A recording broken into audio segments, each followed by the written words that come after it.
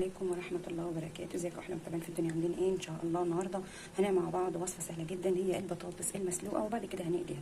اول حاجة هنجيب البطاطس احنا كده نغسلها، ومعايا هنا فصوص توم زي ما هي كده، انا كده لسه هرسها، ومعايا ملح ومعايا فلفل ومعايا كمون.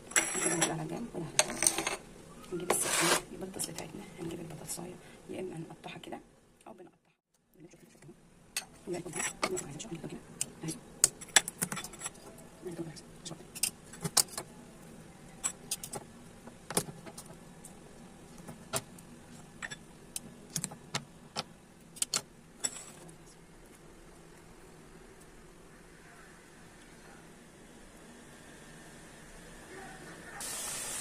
نبدأ بقى نحط البطاطس بتاعتنا كده في الزيت ونقليها عشان تطلع معانا احلى بطاطس يعني.